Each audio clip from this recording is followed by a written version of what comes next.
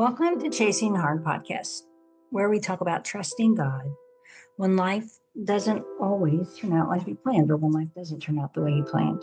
Um, I often say that if you've been alive for any amount of time, then you've experienced at least one thing that didn't go the way you planned. And if you've been alive for several decades, then you've experienced probably more than one. And sometimes those things can be life altering, changing the trajectory of your life, like altering everything possible, imaginable. Sometimes not so much. Sometimes it's just a minor inconvenience or a major inconvenience, but an inconvenience nonetheless. And that to me, that's life. Life is what happens to you while you're making other plans, as the saying goes. I don't know who to attribute that quote to. I know John Lennon said it, but I don't think he originated it. But anyway, I last week talked about going to attend my son's wedding, and it took place. It happened. I think my last podcast was a couple days late because I was traveling. Didn't have time to get it up, but my apologies. But this one, let's get back on track. And I want to talk about weddings as a whole, personal experience, this one in particular, and weddings being what a wedding looks like when you're the bride, the groom, the bride's family, the groom's family, mother of the bride, mother of the groom, and so forth. I experienced being the mother of the groom, and it was a long distance wedding, a cross country wedding. So I'm not super involved in my son's daily life. I do the best I can to be respectful of the life that he has created, is continuing to create 2,300 miles from where I live, and his now wife. I do my best. I've done my best to respect their space and not crowd them. Allow them time that they need to build their lives together separately, individually, I guess is a better word. And so the wedding, I was anticipating some things. I was anticipating what it would look like. And for the most part, it looked that way. And then there were some things I didn't anticipate. And so seriously, I'm still processing. I've talked with several of my friends who are boy moms, and have had the experience of their sons getting married. And so I know the things that I experienced and anticipated are normal and common. Everyone knows the wedding is the bride's day, right? Like, we know that. Everybody knows that. I think some brides do an exceptionally good job of making it not about her so much. Maybe including all the people close to her and to the groom. Some don't. Some are bridezillas, and I don't have an opinion on those things. Here's what I know about my son Luke and his wife Abby. They're thoughtful individuals, but they're a very thoughtful couple. They put a lot of thought and time into everything that surrounded the wedding, and they did a good job. I mean, it was the first time that I ever experienced that not only did the bride give a gift and a loving note to her bridesmaid party, but the groom wrote a note to each individual as well, and vice versa with the groomsmen. Like, that was, to me, a unique thing that I had not heard of. I thought it was sweet. I thought it was thoughtful. They did very thoughtful things. One thing that stood out during the ceremony was that they took a few minutes. The minister said they wanted to take a few minutes to pause it and just enjoy this moment in the gathering, and the people who had a lot of people traveled a long distance to be at the wedding. So they took several minutes. The bride and groom turned and faced the attendees and just made eye contact with them, and just took it in. Basically, that was one of the thoughtful times during this service and the weekend, and there were many. Um, we've often talked here about the coexistence of joy and grief. They can coexist, they can happen at the same time. You can experience joy and you can experience grief. And that is what the weekend looked like for me. But the grief part was surprising in some ways. I was anticipating the grief of, like, I've already grieved that my son lives away, but I knew that there would be a new grieving process, that he was no longer just my son, that he was someone's husband, and that he wasn't just a part of my family anymore, that he had created his own. And then because he had created one with Abby, his wife, and then he was also a part of another family. I didn't anticipate to what extent that was.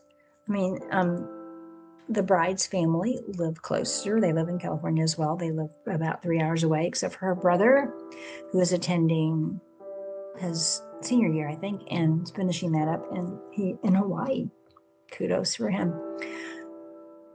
So because of the proximity, they are more part of that family unit than our family unit. But the tension for me and the processing for me is about being very respectful here, watching my words. I felt like an honored guest instead of the family of the groom. And I'm not going to give examples, though I could just ask my friends. Like, I've talked it through with so many different people, and I still have to process it, and I will continue to process it, and I will continue to talk about it. But for now, let me just say, to those who are mothers of grooms and felt left out, I'm sorry. I get it. Sorry. I'm sure it wasn't intentional. In some cases, it may have been. It's a hard spot to be. And I don't know what made you feel left out, if that's just your own thing or if there were actual things happening that made you feel left out. With me, it's both. Like, I have, and I think I've talked about it here before. They've two core beliefs that I've carried with me for as long as I can remember, and that is that I am not important and I don't matter. And when those buttons get pushed, it's difficult. I can do it for a certain amount of time. I can stay in that space knowing that I'm okay, that I am important, and that I do matter. But at some point, I'm beyond being able to navigate that myself. And because I am who I am, it's not, I don't cause a scene, but it's not pretty. I'm not the most pleasant person to be around, not because of what I do, probably more so because of what I don't do. And no, that's not true. I withdraw. Like, I close myself off. And part of it seriously is because I'm trying to figure out what is going on, what is mine to own, what is legit, what I probably need to discuss with the other people involved if I want to continue a relationship with them. And that's where I was. I don't know your experience, like, if it's yours, if it's both, just like me. But regardless of if it's yours, if it's theirs, if it's both, I'm sorry. That was hard. That was a special, precious time. And it was hard. It was joyful. It was grieving. And that's hard to manage under the best circumstances. And if you don't have the best circumstances, it's even worse. It's even harder. I know there are incidences where the bride's family feels left out. I'm sorry. I'm sure it's for the same feelings around it, and maybe you own some of it because of who you are. Maybe they do. Maybe it's both.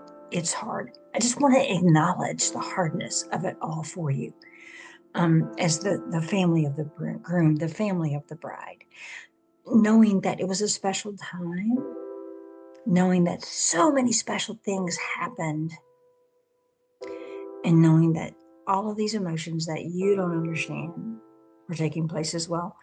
Because I drove to California from Kentucky, I got to drive home. So I had a lot of time to process. Monday was, the wedding was Saturday.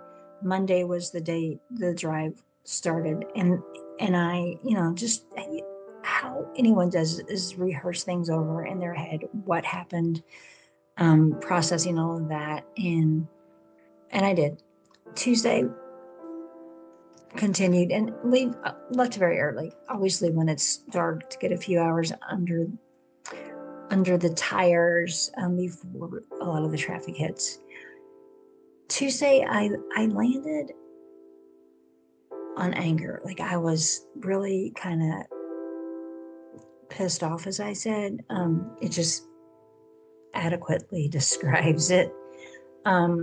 And that's kind of where I've stayed because it feels safer. It's too heavy. It's too big. There's too much. I know that the grief part there is there still, and I know I'm gonna have to venture there eventually, but I'm not ready. It's more comfortable to be pissed off, and that's okay. I'm aware. I'll get there. I also know that, gosh, just with all of the emotions that I know, I, processing them all, I will land at a space that'll allow me the ability to have a conversation with my son and his wife around the real things. And I will include my feelings as well because they were a part of it. And my son actually picked up on it. Perhaps his bride did as well. But it was hard. It didn't go quite like I had anticipated. It did, but it didn't. It just was worse. If you've experienced that, I am so sorry. But you're not alone, and I want you to know that you're not alone, because the boy moms that I talked to and their sons married and they experienced a lot of this, it felt like they hadn't really talked about it much and may have felt weird about it. I want to normalize it. I want to normalize that those feelings exist. They're real. You're not weird. You're not selfish. You're not being a baby. It's not that you don't want happiness for your son. It's not that you don't like or love the woman he married. It's just the experience and how it affected you. I just want to acknowledge it's okay. It's real. And you're not alone. And now I'm going to pray and then I'm going to stop. And I'd love to hear thoughts, though, from those of you who have perhaps experienced this and never talked about it. I'd like to hear your experience and your thoughts. Father, I just come to you with all of this as I have already. But I do it on behalf of my sisters who have experienced similar things and who wanted this time to be the most joyful, and were very disappointed that it wasn't. We're caught off guard about some things that took place. Bring restoration to her heart. Bring restoration in relationships if anything is strained. And then maybe, most importantly, help open conversations around this topic happen in hopes that maybe some change can take place going forward for some people listening. Not a universal change of rules for weddings, but just for those who are listening and who are sensitive, those who have upcoming weddings. Just ask that maybe more light would be shed on this so that this joyous occasion could truly be mostly a joyous occasion. Touch the hearts of those who have yet to heal. In Jesus' name I pray, amen. And that's all I have for today. If you don't follow me on Instagram, you might want to, because we're making a little bit of a shift, talking about this a little more. Yeah, I'll try to include this in the notes underneath the show notes. So I thank you. Thank you for listening. Thank you for sharing with anybody. Thank you for sharing this with people that you know that have experienced it, or who perhaps have experienced it because their sons got married recently. Thanks for your comments, your feedback. I am so grateful to be able to do this with you. I will be back next week and on time, and I hope you are too.